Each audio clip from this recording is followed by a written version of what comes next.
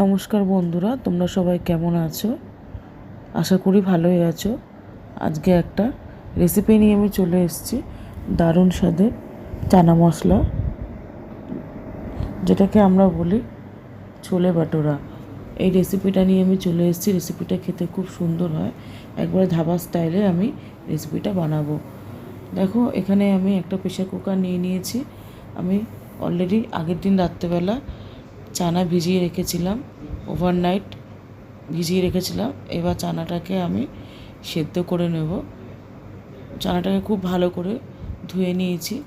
এবার জল সমেত দিয়ে দেবো প্রেশার কুকারের মধ্যে। দিয়ে নিয়ে চানাটাকে সেদ্ধ করে নেব।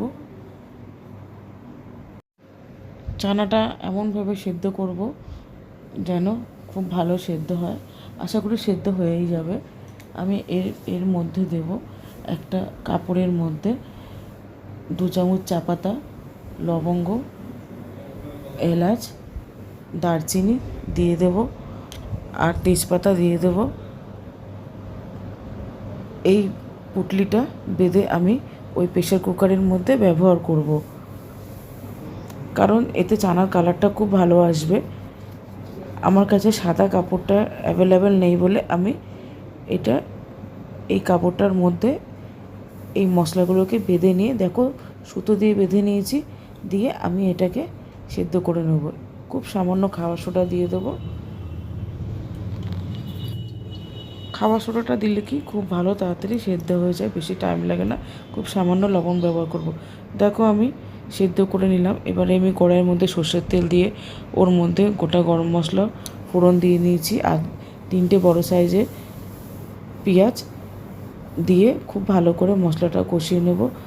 স্বাদ মতন আমি লঙ্কার গুঁড়ো, হলুদ আর ধনের গুঁড়ো ব্যবহার করছি, আর দিচ্ছি সামান্য চাট মশলা,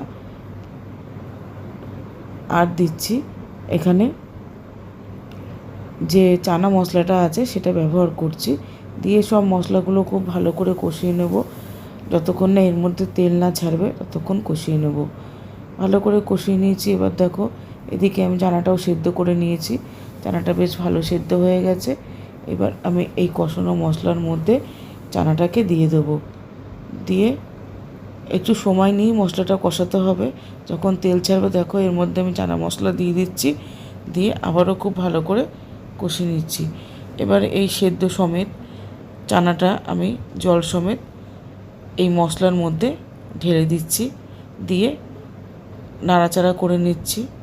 আমি এর মধ্যে ওপর থেকে একটু স্বাদ মতন লবণ আর একটু মিষ্টি ব্যবহার করব, তাতে চানার স্বাদটা ব্যালেন্স হয়ে যাবে। আর উপর থেকে একটুখানি চানা মশলা ছড়িয়ে দেবো। খুব বেশি সময় লাগে না এই চানা মশলাটা হতে। এই চানা মশলাটা তোমরা নান, লুচি, পরোটা সব কিছুর সাথে সার্ভ করতে পারবে। আমি সেদিন নান বানিয়েছিলাম, তাই জন্য আমি নান দিয়ে সার্ভ করে নিলাম। দারুণ স্বাদের হয় এই চানা মশলাটা, খেতে খুব সুন্দর হয়, একেবারে ধাবা স্টাইলের হয়। সত্যি খেতে খুব ভালো হয়েছিল। আমার যদি এই রেসিপিটা তোমাদের ভালো লেগে থাকে, লাইক, কমেন্ট, শেয়ার করে চ্যানেলটা সাবস্ক্রাইব করে পাশে থেকো। সবাই ভালো থেকো, সুস্থ থেকো।